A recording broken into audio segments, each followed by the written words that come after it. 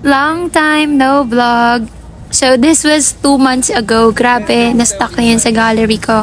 So this is how we celebrated Kuya Gabs birthday. Di ko alam kailan taon na siya. But we decided kumain sa labas so that wala nang mga hugasin si Mami and ako, syempre. Char. So, dapat sa Shakey's kami, yellow cab or savory talaga pag family. Sulit talaga yung savory the best. Pero hanap kami ng hanap dyan sa may New Valley. Tapos hiwa-hiwalay yung establishment. So, ayan, nakita namin yung Crisostomo. Tapos, sabi ng ate ko, masarap daw dyan kasi before nakakain na siya. So, we gave it a try. Tapos, may popcornic sila as appetizer.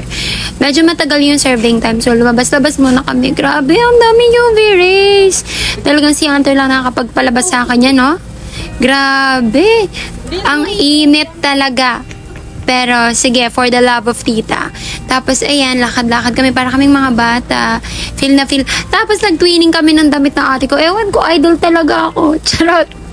Tapos, we decided to buy a small mini cake. Blueberry cheesecake lang yon.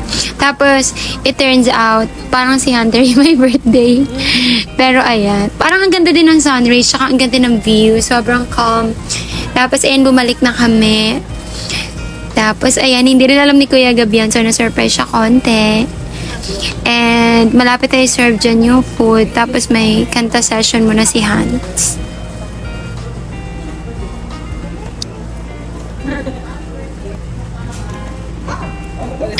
Sobrang kulit. And, sobrang bibo.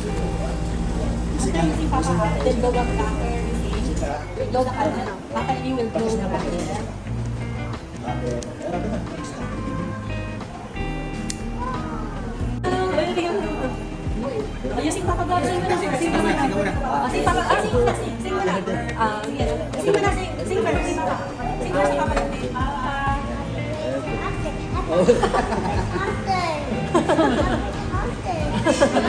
Uncle, sige na, sige. Happy birthday mo na. Sing mo na. Sing ka muna. Sing first. Sing ka muna. Yay! Sing ka na, sing ka na. Sing first. Sing muna. Happy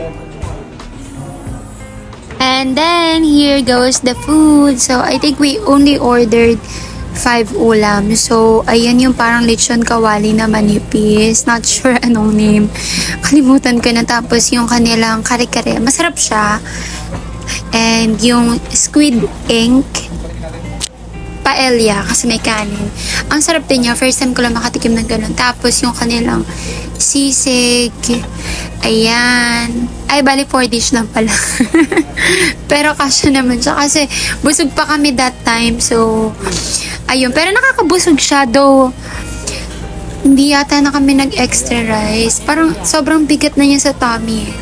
Pero ayun. Sulit naman siya. I would say it's gonna be like 9 out of 10.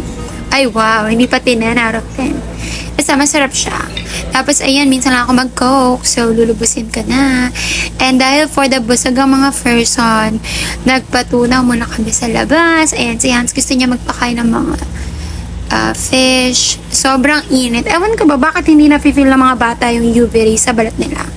Siguro kasi sobrang dami pa nilang collagen. Charot. Pero anyways, ayun na nga, pinipilit na namin siya umuwi. Kasi may next agenda pa kami after dyan. Kita nyo guys, sobrang inat. Pero sa tingin nyo, ano kayong gagawin namin after nyan? Common siyang ginagawa ng mga matatanda. Charot lang. So, ayun na nga. Ang tagal pa talaga ni Hans. Ayaw niya magpapilit dyan. And tingnan nyo naman yung mami ko, oh, for the hour lang siya. Akala mo hindi yan naiinitan. And ako naman feel na feel ko yung moment, oh. Syempre ganyan talaga pag naka-sunscreen tayo, guys, with SPF 50++++. Grabe, sobrang init. Pero I just feel that moment. Galing ko lang yan sa shift. Tapos, ayan, si Hans, dahil hindi siya ganun ka nakakain, pinila ko lang siya ng Burger King, pero hindi siya masaya. See you sa part 2.